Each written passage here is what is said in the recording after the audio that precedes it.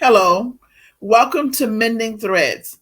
This is your safe place and your stronghold for whole body wellness. We're a transformation series, mind, body, and spirit.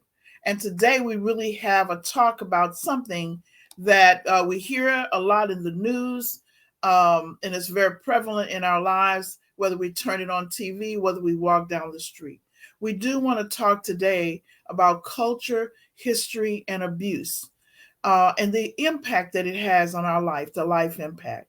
So we have with us someone in education, a school teacher, and we also have with us Doc Walker, who is an educator, an author, and a pastor. So we want to look at all perspectives of this topic. So I'm going to welcome first Dr.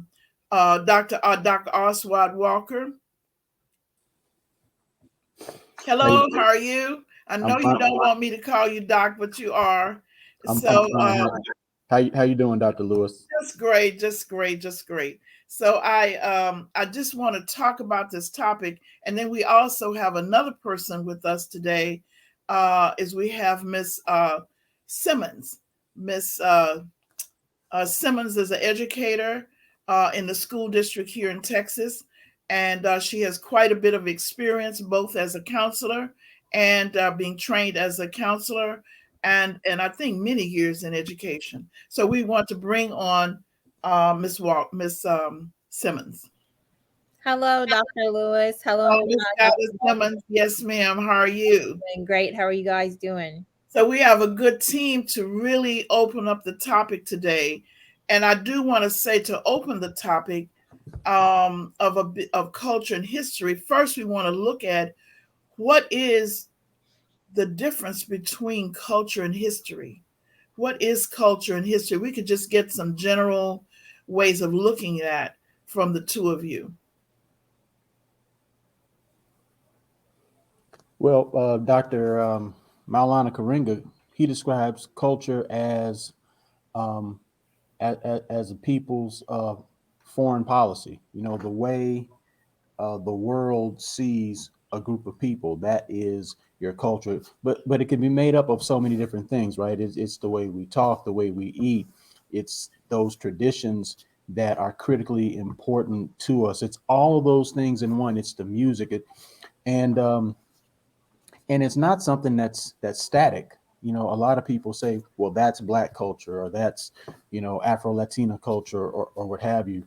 Culture is evolving, and at times it can be made up of a whole lot of elements that are really positive and uplifting and can move people in a positive direction, but the opposite is true as well. A people can adopt a culture, a way of living, a way of thinking, a way of acting, that moves them in the negative direction, and it be just as vibrant as the other culture. So, culture is something that we really have to guard, and we really have to be thinking about. Like, what are those things that are most important to us that we want Mhm. to be foundational to who we are as a people?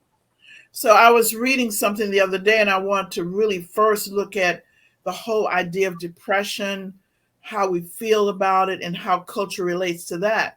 So, as you say, it's emerging, but that there are things that go on within the culture or not go on, or being able to respect, own, or things that happen that you're not able to accommodate, that brings on some form of depression that actually affects us, affects our lifestyle, affects who we are. And so, what two things that we want to bring together is our mood and our responsiveness to our children in education and our responsiveness to parenting. So, we kind of want to look at life impact of the culture you see in history that brings on changes as to what we do with our youth or what we do in our community. Okay, so I was reading something and it said that when we began to look at um, things around punishment, parenting, education, that there is some kind of infrastructure that's set up within the community that's bringing the changes on various different cultures as the number of people come in and out, and it has something to do with what we accept and we don't accept. but that there is some, what it does is it brings on disenfranchisement of persons who are not able to accommodate to the mid-level or to what is accepted. And I'm trying to see how then does that affect how we parent and how we educate.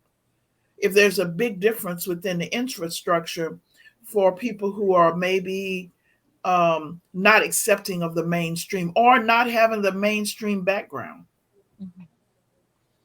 Yeah, a lot of people that in my I was a former teacher and a counselor in high school, and I've seen a lot of teachers, when the kids are depressed or having symptoms of depression, they go ahead and send them to the assistant principal for discipline.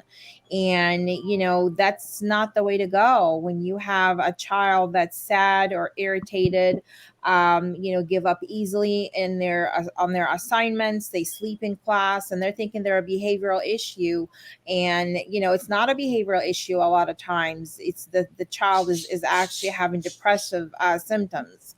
So Mhm. we have to be aware of that, in our culture, that we treat them the way they need to be treated and not automatically think they need some discipline. Right. Well, the Yeah. whole idea of discipline in itself Mm, within the schools, within our homes, I read something that talked about it. Not only that, we've experienced it. I know I've personally experienced it, that mm, looked at how we actually discipline children in our mm, society. And mm, that culture does impact, and history does impact the discipline that we use. mm, So I thought maybe we could look at that within our conversations this morning. Um, and this is what I found, and I read years ago, but it didn't hit home. It said that, and let's just say, I don't know yet, we'll talk about Hispanic, but for African American culture, it said that when the slave route was developing, when the persons were being brought over to this quote unquote Americas, mm, that the idea of children was wholly different than the manner in which we see children today. mm, That the manner was actually seen as a reincarnation of the gods of the ancestors, and that children should have been worshipped, should be worshipped. And if that's part of what's going on today, is the replication or the use of what was used earlier in history with mm, African Americans, Hispanic, and American Indians. Now, I'm not sure. I'm throwing it out there to not have one or two sources mhm. speak for us. Yeah. So, is that what are your thoughts about the parenting today? For some, are thought of as what, authoritative or abusive, and they were looking at the preponderance of children dropping out of school as a result of it, Mm, uh, child protective services, of those kinds of things, looking at the history of the impact of slavery on our parenting mm. styles or what we do as parenting.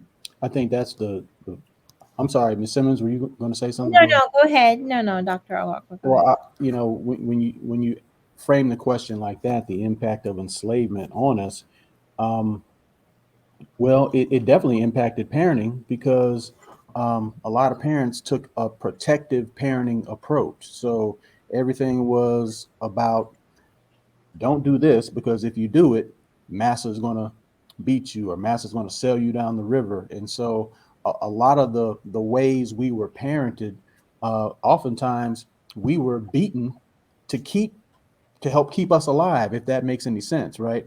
Mm, um, you don't look white people in the eye, and if parents saw that in their children, they would literally try to beat it out of them, because they're thinking, if my child does this and I'm not around, they are going to be beaten or molested or sold down the river or killed. And so it was a way of trying to protect, but that legacy has stayed with us. And so today there's, the debate in terms of, you know, um, spanking or not spanking, but we mhm, do have to take a look at the roots of where that came from. Yes. It came from us trying to make sure that our children stayed in line, and not just during enslavement, afterwards as well. All those many years um, of quote unquote post enslavement, when black people's lives were still in a very precarious situation. Hell, you could say that today. But so it was really this protective type of parenting where punishment was just severe, but Mhm. it sounds crazy, but it was out of love, or out of trying to protect the lives of their children. Does that I make read a sense? story. I read a story, and it was saying that how families, parents during slavery would actually beat their children in front of the master, Wow. so that the master would not sell, in order to keep their family intact as much as possible. Mhm. Because I did not really know that either they would sell the child or the father, Mhm. Wow. because it was the idea that the parent, that if they sold the father, then the child would be more submissive. Mhm. Okay, so Mm. I don't know, but I do know that we're maintaining, and I want to look at how we're maintaining from a pastor's point of view, a psychologist's point of view, an educator's point of view, Mhm. how we're maintaining the system now, and then we want to later talk about what could educators do and whatever. But to look at what is being maintained now, what is it that's occurring around us? I think, what I've noticed with parents of minorities for sure is that they're either authoritative and a bit on the abusive side, or very passive. A lot of parents are passive because they feel bad that, maybe the child's in a single parent home, and they feel guilty about that. So they become a little bit more passive, a little bit too easy on the child.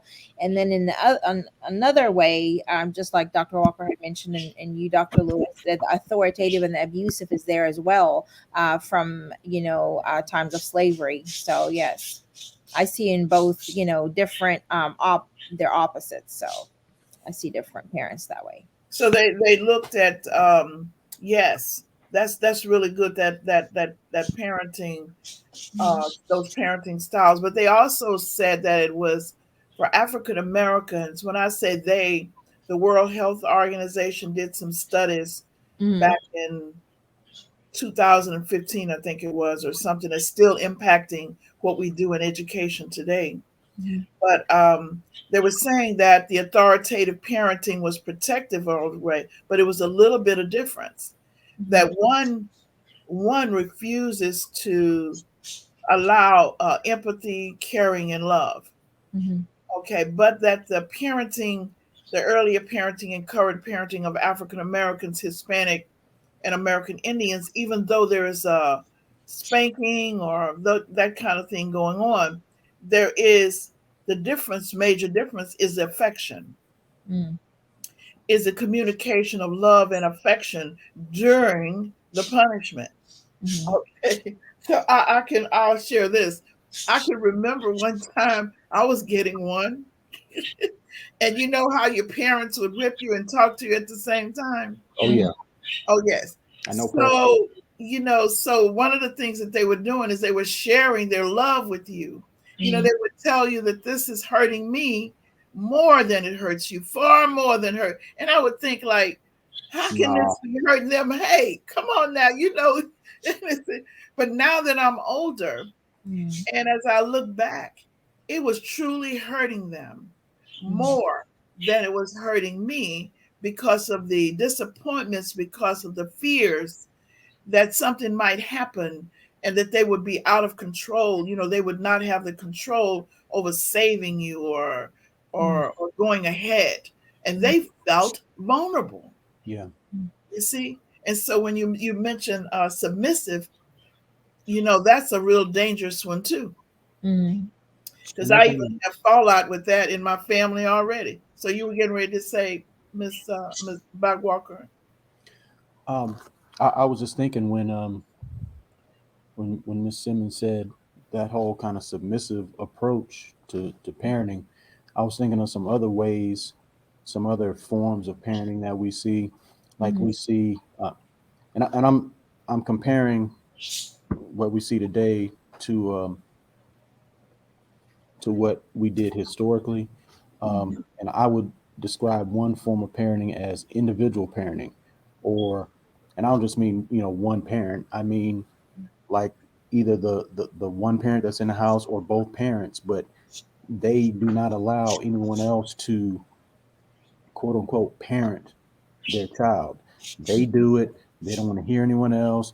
They don't want anyone like when I was younger, if a teacher had an issue with me and she told my parents, well, my parents were there teaming with the teacher, working with the teacher. Okay, so what's going on, so we can make sure that this young man is moving in the way that he should go. Uh, Today, so often, you don't get that teaming. You get the parent that literally attacks the teacher. How dare you, say this about my child, or dole out this punishment in classroom to my child. Um, and I'm saying this as I used to teach in high school. I've seen this personally. So that's what I mean by this individual parenting, where historically we took a more communal approach to parenting, a community parenting approach. And you've heard the examples of, you can be walking down the street, and if you acting up, any one of your neighbors would set you straight, or or had the license to discipline you, to make sure that, because everyone seemed to have a vested interest in every child, not just their biological child. And then the sad case of children parenting themselves, almost kind of goes to what Ms. Simmons was saying about the what do you call it, the passive approach Yes, to yes. parenting. Mhm. Yeah, where children are literally almost parenting themselves, and that's not a good situation. Totally agree. Yes. Right. So one of the things that you mentioned is the community parenting. It Mhm. just seems that when you look back in the timing and the years, when we moved away from the communal parenting, that's when they were talking about the families were disenfranchised and the families were split from the disenfranchised from the community, and the families split in their beliefs. And children, we had a high dropout rate. We had children going to foster care, Mhm. which were not even heard of. During culturally speaking, children were actually placed or with their aunts or their cousins or uncles.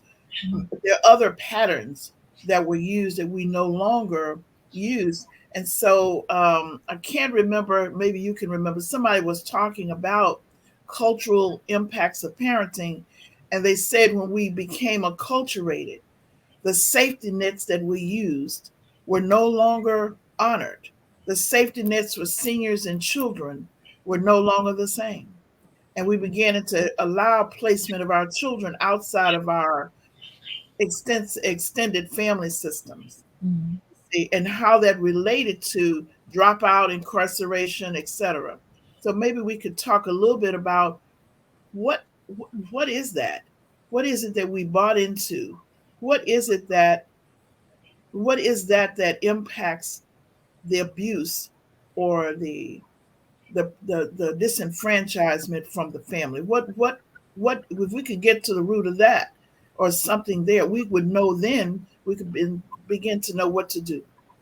How to respond. Mhm. They know that children became less responsive. They know that African American boys and um, other cultural groups would sit in the classroom and begin not to respond, pretty much beginning in the 70s for sure. Mhm. And that the parents then became separated from the school system. Mhm. They no longer became active with the teachers and supportive of the teachers. And so something happened during that time that impacted our life, that impacted living in the community. I And I think part of, I'm sorry, Mhm. Dr. Go on, I'm listening. Part of it is mistrust of the school system, and I think a lot of parents don't trust the school system, don't trust the teachers, don't trust the counselors. And they also are not trusting in the mental health arena. So whenever the counselor calls a parent and says, we see your child not responding, we see your child sleeping in class, not doing very well, they just believe the child when the child says no, that's not true. And many times it is the depression that's causing that issue, not just that the child is being not listening or not doing what they're supposed to do. And I just wanted you guys to know that there are elementary schools in Houston that don't even have a single counselor on campus. So they Yes. can't even, the teachers don't know where to turn when things like that happen. But just wanted to share that with you guys as well. Hmm. Well, that's insane. And I would just add that I think really what we're talking about is an issue of values. And I know this may sound like it's coming out of left field, but one of my mentors, he talks about the importance of holidays. You know, holidays aren't created just willy nilly. Holidays exist to highlight, to celebrate the values that a group of people hold near and dear. What are these things that are most important to us? And so when you look at our situation now, what holidays do we have as Black people specifically? I mean, there are general holidays, but what holidays do we have specifically that celebrate very specific values that we hold dear? Like when I look historically at parenting, I've already mentioned community parenting, and community parenting is not just about everyone in the community looking out for the children. It's about having there was this belief in African communal societies that um, that God, the Creator, gave each of us a mission, a divine purpose before we were born. And so once we're born into the world, it's our job to discover it. But it's not just our job as an individual, it's the parents' job, it's the community's job. So everybody has a vested interest in helping that child discover why God even sent them to this place in the first place. So that's what I mean by community parenting. But there's also this idea of multi generational parenting that from the African context, children and grandparents are the two members of society that are closest to the invisible spiritual realm. One is just coming from that realm, and the grandparents are closest to returning, right? And so that bond is just like critically important. And then parenting is not just, like I said, not just mother and father, but it's auntie, it's Right. big mama, it's grandfather, it's the uncles, it's all of those. And I haven't seen this next one personally, but another one of my mentors, he goes to the continent all the time, and he said what he noticed was sibling parenting, where Yes. Mhm. Hmm. and he does a lot of his work in Burkina Faso and Ghana. But he said in those places, the older siblings have very specific responsibilities. They have a major role in Yes. raising their younger siblings.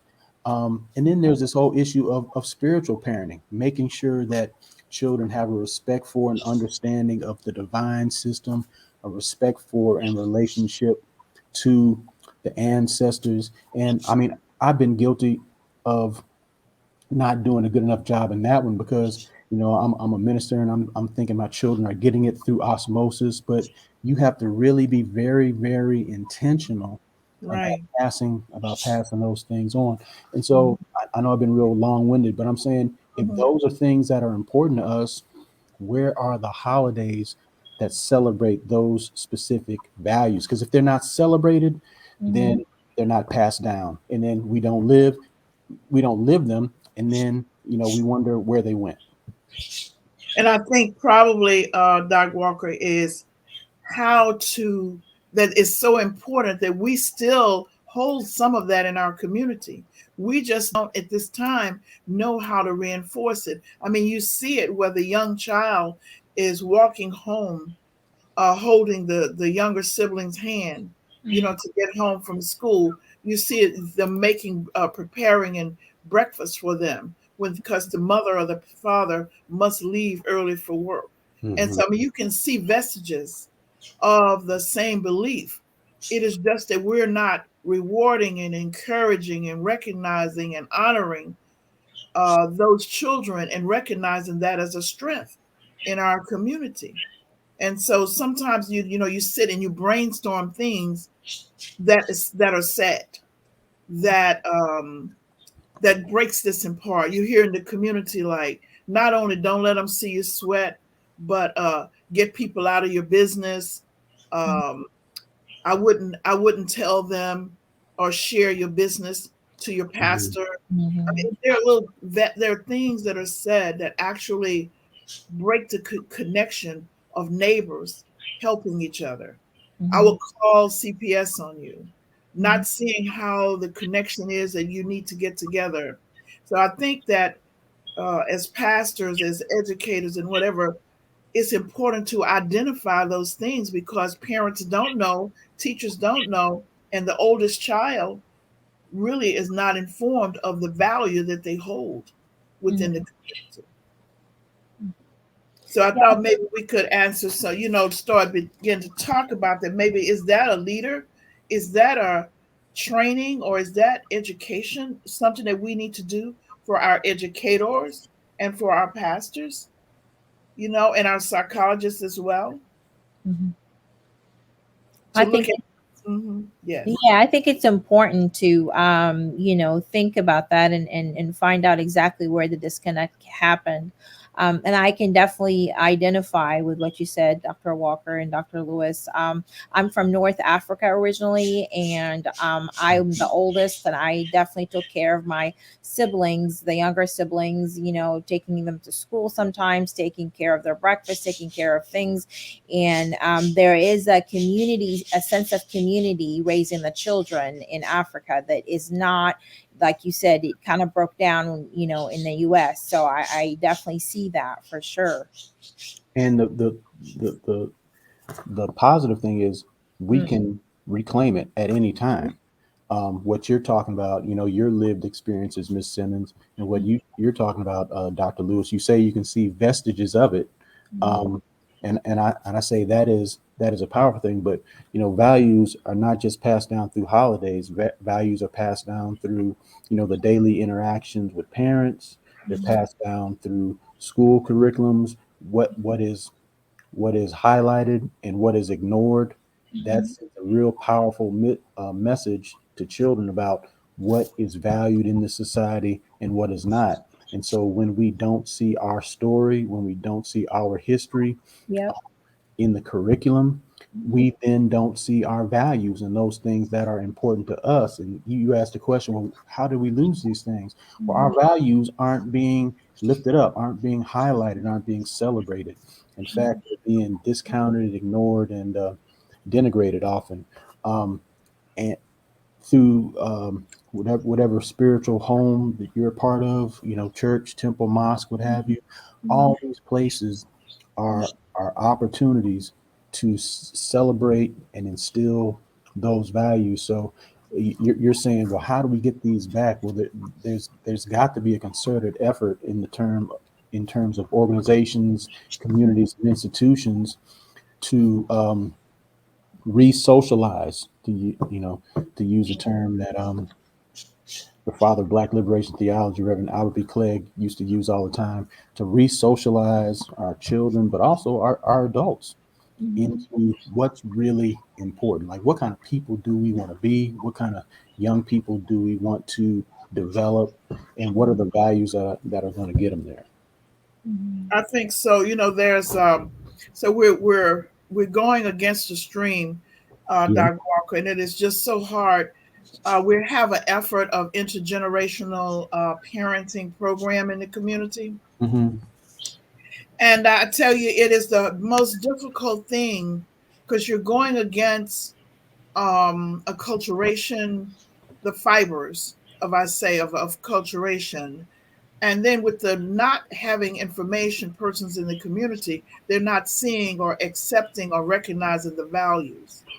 And then, so one of the things, so we have the whole idea of recognizing um, that poverty, that trauma, even racial trauma, all of those things are actually impacting the whole environment. Mhm. And to get people to see that if, in fact, the young, I did one thing about parents, you mentioned seniors and children coming together Mhm. to help their parents, Mhm. grandparents, and young children sharing thoughts together, bridging ideas. And that State what I'm Community Center does that. saying, State yes, Community, I know, I they, know, they do that with the Elders Institute of Wisdom that's Mhm. that, right, that meets on a regular basis. And that's right. then during the summer, they pair up elders with the And the youth, with the that's right. children that are in the summer program. Yeah. So what we're trying to do is to use that in implementing the actual parenting group and training therapists, mental health coaches that actually will use it. Okay, you see what I'm saying? To Hmm. spread it. Mhm. Okay, then. So, yes, I'll make contact with them so that we can actually, what they call link arms with what we're doing there. But that is the difficult. That's in that one in that area. So we're trying to really make it happen, and Maybe then what we need to do is get you and Miss Simmons on TikTok and Instagram and start yes, that's what I say. We need to because come up because with this some really way, this really has to be, a movement. a Um, movement. because I mean, if you think about what was it, 2018, when the movie Black Panther came out, when Mhm. that movie came out, the impact that it had, uh, people, many people for the first time saying, "Wait a minute, um, there is pride with Mhm. connecting with our African past." Um, Yes, a lot of people started talking for the first time about the term Afrofuturism, which Mhm. deals not only with our history, but with, where we're going. And that was a moment that really positively impacted. But we have to have more than just that one moment. It's got to be yes. ongoing. So Miss Simmons and Dr. Lewis, y'all need to get on the job and get on TikTok Yes. and Well, we got to Instagram. get our, we're trying to get our healing arts group Mhm. together to help us do that. We have reached out to the Shape Center and we're waiting to hear from them so that we could move on with this institute to make this happen at a wider range and to impact the schools, the children in the schools. So Mhm. there's something called cultural competence. Mhm. And one of the things that it's saying that there's a lot of research on cultural competence that says that cultural competence comes with the knowledge, but it also looks at what are we going to do to translate and communicate all of what we're doing to see how it intersects with our groups in society. Mhm. And so it sounds complex, but just as you said, it's how we treat people every day. How do we make decisions? What Mhm. are real ethics? What aren't ethics a cultural competence? Mhm. If we really look at it, instead of only a legal, it's how we practice it, Mhm. a sense of equity. Mhm. And it began to look at child development in a whole different frame. So what I'm saying is that the child development, they teach you at different stages or ages. There's certain things that you have to master and that Mhm. kind of. But we found that if the child feels that they're loved and they're in a safe environment, that generally when we learn how to engage with our children with the history of where they come from, Mhm. knowing who they are, and as to how we should do that for cultural competence that seem to be so important, Mhm. especially around the whole idea of abuse, you see, or the whole idea of authoritarianism, as it so to Right. speak. Right. So I just wanted to ask the question, your thoughts on cultural competence now for educators and for parents. What Mhm. would that look like? What would cultural competence look like if we were really invested into educators and parents, parenting? Definitely including, like Dr. Walker had mentioned, in the history books, the things that have been omitted about our culture, and the things that, that are not in the curriculum. That's very important to do, and it's going to take a long time for that to happen. But I think we should definitely start with trying, kind of like you both said, with the grandparents and the children. The grandparents are a source of history, walking history, that will share information with the youth. But at the same time, we need to definitely work on the things that have been omitted from the history books, things to be proud of as a culture. Kind of like the movie, the Black Panthers, that was not Black Panthers, I'm sorry, the movie that just came out in 2018. And it was a wonderful movie because it showed the pride of, of the culture, the African American culture in Africa. So definitely need more of these things for our students to see and to feel and to understand, so they can be proud of themselves and proud of their culture. Hmm. I think maybe what we're talking about is when you mention teaching in the schools and Mm-hmm. teaching, that we're needing to come up with a real strong intervention, Mm-hmm. as Dr. Walker say, a movement. So we need the interventions to really get people to accept it, or to own it. Mm-hmm. Okay, to not be fearful of owning it. Right. I remember we did a group of us did a program for some churches, and when the pastor came in with the drums and was beating the drums and giving the history, Mm-hmm. what amazed me was that the people in the congregations were like it was a shameful thing that the drums were there. They couldn't see the connection between spiritual development, parenting, and who we are as individuals as to what the drums meant. You Mm-hmm. see, and what they were communicating. So, Mm-hmm. do you understand what I'm saying about um, cultural competency and A hell informing? of a job has been done on us Yes, when we look at the drum as something as evil or crazy. That's the first instrument. We being the first people literally on the planet. I mean, Lord have mercy. The drum is that thing that allowed all of us to get in rhythm on one accord, the universe, the one verse, the one song, all of us working and moving together. I did, y'all know I write for the Defender. Also, I wrote an article about Black people in yoga, and one of the yoga instructors that I interviewed, she said when she was first introduced to yoga, she was hesitant because folk told her that it was a sin and it was I was like, what, yoga?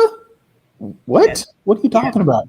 I mean, a man, folk have really done a job on us, and I mean, we somehow we have to be able to just step back and question those things that we have been told to be evil or less than, because literally we have been called that all of our lives, or at least our lives in this Babylon. Our religion, our religions, our God, all those things were taught to us as being less than, as being something we need to move away from. But Lord have mercy. Can we just ask the question, why? There was a vested interest that people had in getting us to divorce ourselves from our culture.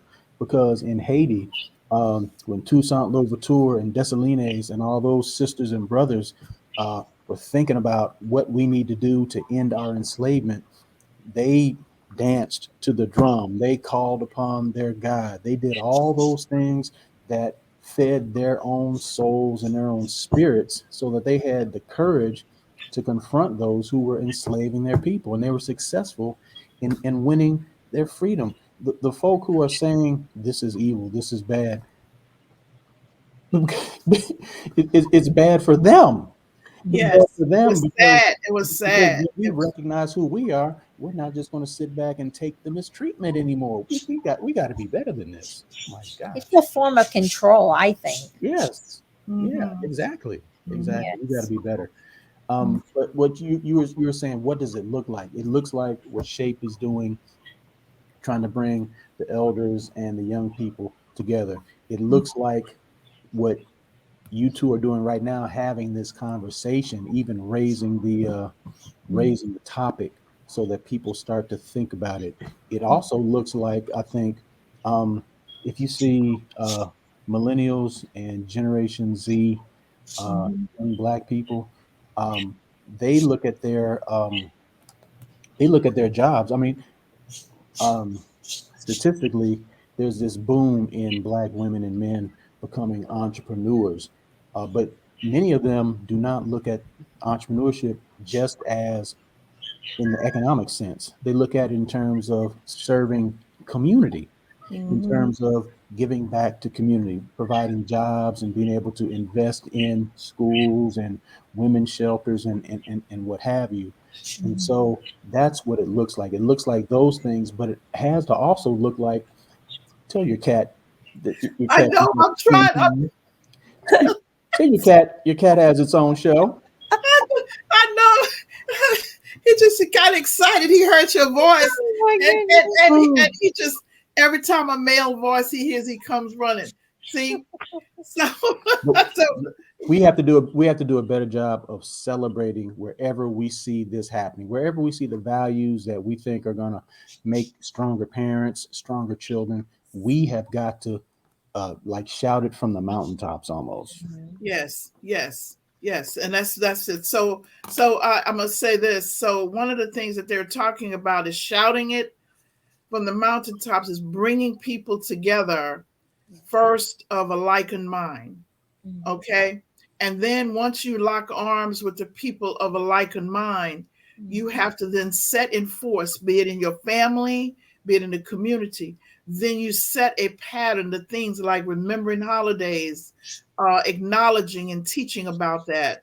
And then the people who are uninformed, Mhm. finding palatable methods of Mhm. informing them. Mhm. Okay. And so I think that this is where we are of trying to make contact with the people who are teaching our children Mhm. and to find ways to join with educators and psychologists. Now, remember, people do not like to go to psychologists and therapists No. because the view I did we did a questionnaire Mhm. last year, and the view was we did interviews with people, and the person said in Third Ward Sunnyside said that therapists in mental health actually carry on and maintain the system for Euro American people, Mhm. and that was one of the fears, Mhm. that if you tell the psychologist something or the mental health practitioner, then that information will be, and we may lose our children, or we may do this, or we may do that, so we don't want to talk to them. So Mhm. I think training educators as to how to handle ethical standards Mhm. and how to support people in the community simultaneously, Mhm. you see, would be something important to include. I know during and past Pastor Walker, you are part of the mental health coaching program and training cultural competence as well. And so, one of the things of informing practitioners, you have done an excellent job in the past on some historical and some current things that we could rely on when we look at it.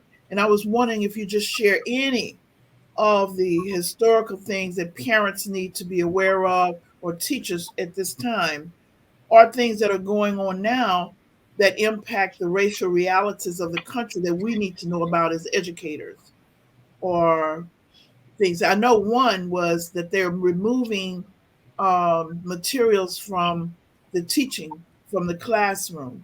And Mhm. then there's some other things that are going on legally or whatever you're willing to share at this time that would affect educators and parents that we need to know. Mhm. I, I, I don't, you it's know, so much. I know. I don't know if I don't know if I have an answer to that question, but I will say that I really appreciate my wife, the way she has conversations with our children. Mhm. Um, Yes. she's of course, she's always, speaking life into them and celebrating, the good things, the great things that they do. But she's also challenging them to see beyond where they are right now, Mhm. to not be comfortable, to push the boundaries. If they have a goal or a talent, to start thinking about how can I, what's the term? How can I make money? How can I don't remember the term for that. Monetize. How can I monetize Yes, this? yes, that's right. Monetize your attitude. We have a That's daughter that's been in dance forever, and she's incredible. Okay, well, think about becoming a dance teacher, a dance coach. Our youngest child um, plays the trumpet, and he's learning and growing. He's going to enter high school next year, but she's having these conversations with him now. Start thinking about right now how you can do these things, and so I think that's one of the conversations that not only parents but you know teachers need to start having with children as well. But that whole attack on critical race theory, the people that, I mean, y'all already know, the people that are attacking it don't even know what critical race theory is. But Right. what it should signal, every time we see people going up in arms and attacking something, Mhm. that's a signal that that's really important. And, that's right. That's right. and That's right. when they start attacking our voting rights and voter suppression, that should tell us just how critically important voting is. If they're attacking our read of history, Mhm. that should underline and underscore just how valuable learning our story really is. And so I don't know if that answers your question, but those are the thoughts that were Yes, yes, bubbling in yes. my head We're at the looking moment. at ways to actually infuse knowledge into your children during parenting, different things. I'll, Yes. ju- I'll I'll just say this other thing, because you talked about how you mentioned holidays as well. We Mhm. have to look at those few holidays that we have, Martin Luther King Day, Juneteenth. We have to look at maximizing those.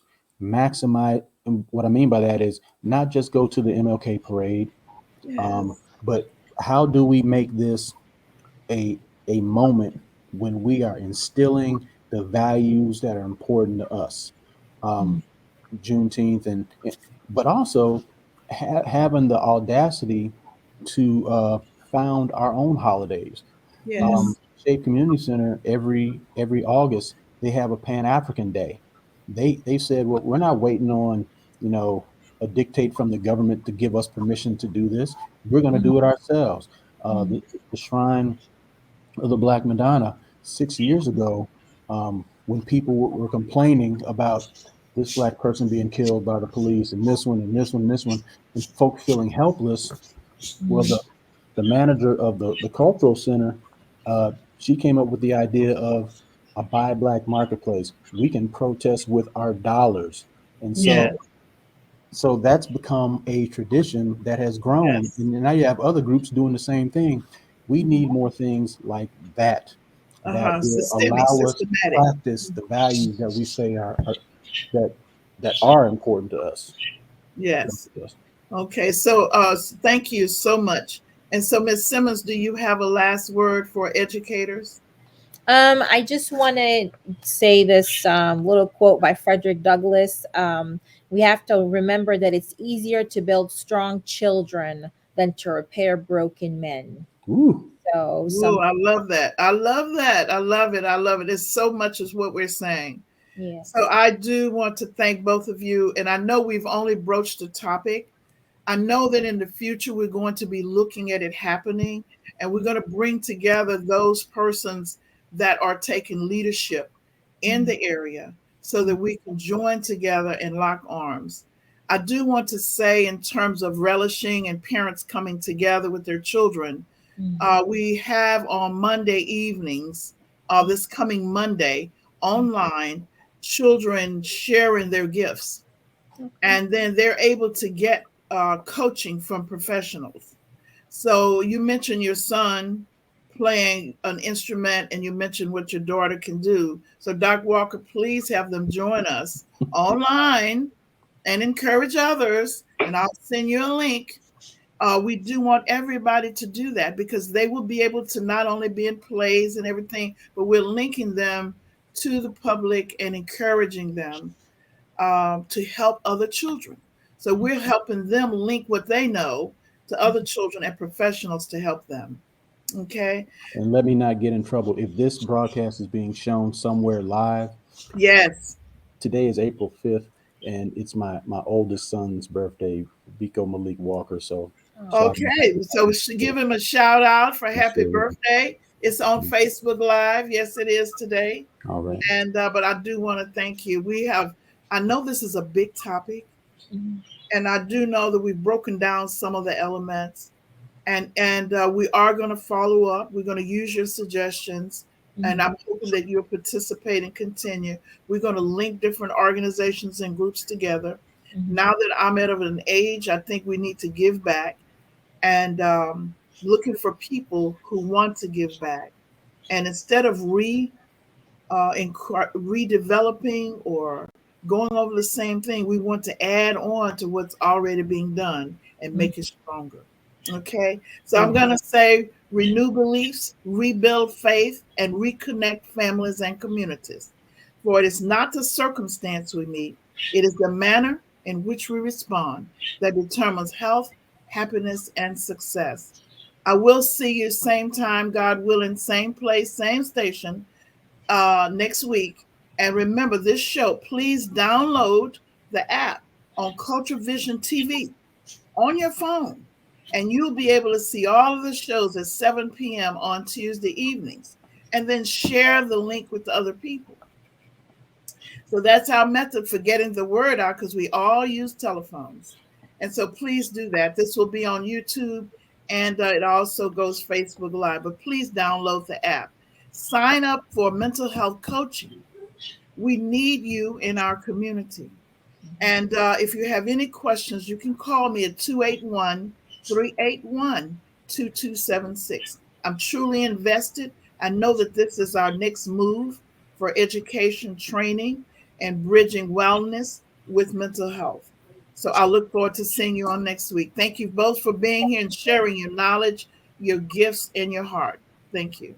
Thank you so much. Thank you.